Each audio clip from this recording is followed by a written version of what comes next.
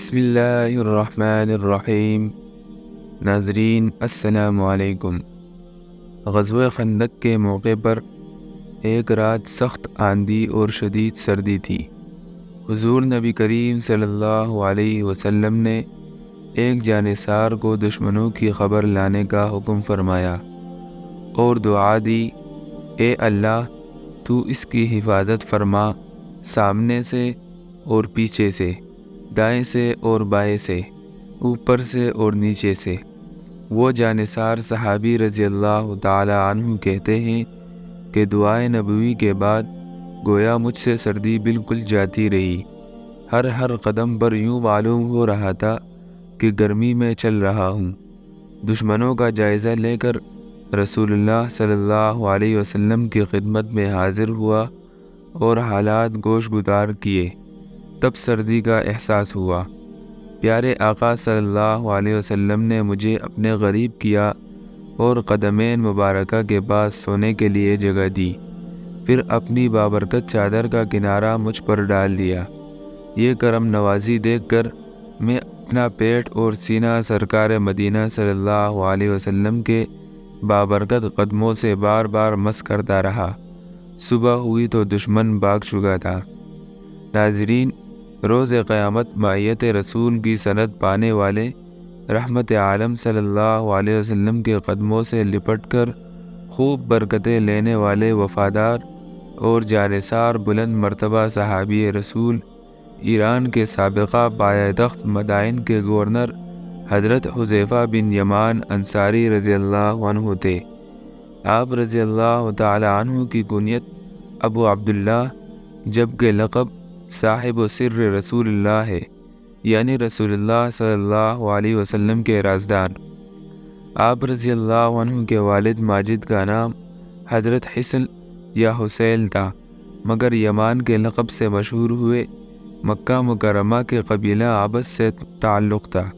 کچھ وجوہات کی بنا پر مکہ چھوڑ کر مدینہ میں رہائش اختیار کر لی تھی اور آپ کے والد نے یہی شادی کی۔ یوں حضرت حذیفہ رضی اللہ تعالی عنہ کی پیدائش مدینہ میں ہوئی۔ اسی وجہ سے حضرت حذیفہ رضی اللہ تعالی عنہ فرماتے ہیں کہ جب نبی کریم صلی اللہ علیہ وسلم نے مجھے اختیار دیا کہ میں اپنا شمار گروہ مجاہدین میں کروں یا انصار میں، تو میں نے گروہ انصار کو پسند کیا۔ آپ رضی اللہ تعالی عنہ منافقین اور علامات نفاق کی خوب پہچان رکھتے تھے۔ چنانچہ ایک مرتبہ حضور نبی کریم صلی اللہ علیہ وسلم نے آپ رضی اللہ تعالی عنہ کو اپنے قریب بلایا اور ایک ایک منافق کا نام بتا دیا۔ یہی وجہ تھی کہ جب بھی جنازہ آتا تو امیر المؤمنین حضرت عمر فاروق رضی اللہ تعالی عنہ معلوم کرواتے تھے کہ حضرت حذیفہ جنازے میں شامل ہے یا نہیں۔ اگر حاضرین کہتے کہ وہ موجود ہیں تو آپ رضی اللہ تعالی عنہ نماز جنازہ پڑھا دیتے، اور اگر یہ کہتے کہ وہ موجود نہیں ہیں تو آپ اس میت کے بارے میں شک کرتے اور نماز پڑھانے سے رک جاتے۔ حضرت عمر فاروق رضی اللہ تعالی عنہ نے ایک مرتبہ حضرت حذیفہ رضی اللہ تعالی عنہ سے پوچھا، کیا میرے سرکاری نمائندوں میں کوئی منافق ہے؟ آپ نے کہا، صرف ایک ہے۔ فرمایا، مجھے بتائیے وہ کون ہے؟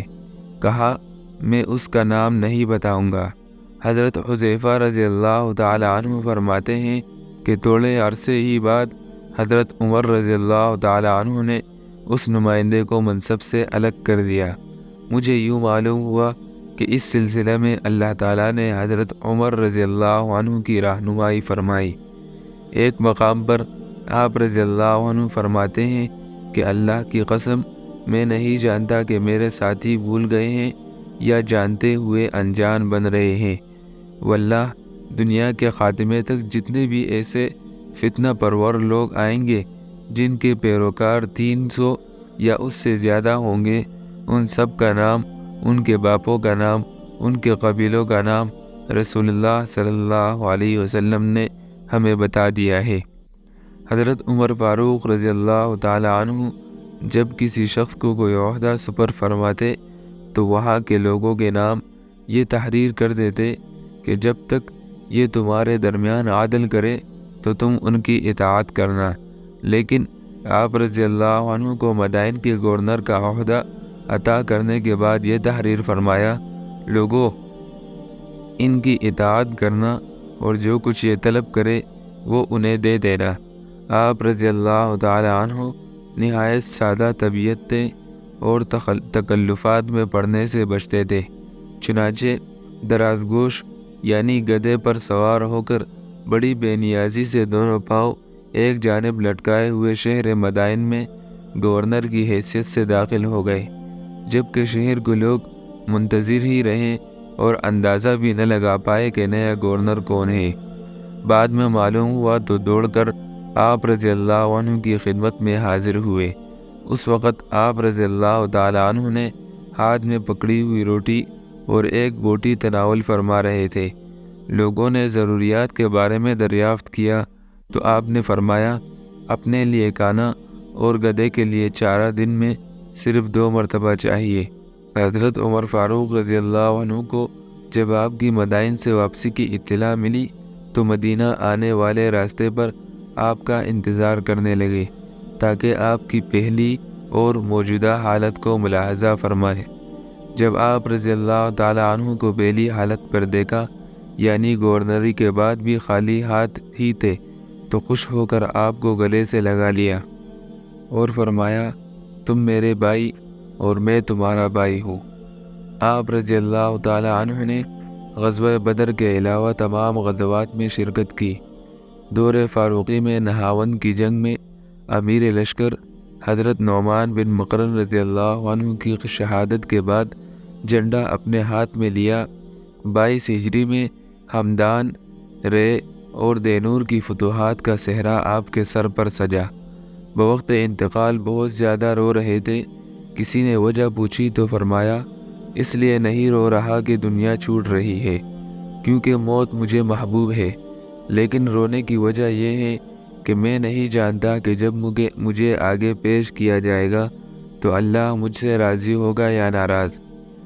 آپ رضی اللہ عنہ کا وصال مبارک خلیفہ ثالث حضرت عثمان غنی رضی اللہ عنہ کی شہادت کے 40 دن بعد غالباً 28 محرم الحرام 36 ہجری کو مدائن سلمان پاک میں ہوا۔ یہی آپ رضی اللہ عنہ کا مزار پر انوار ہے۔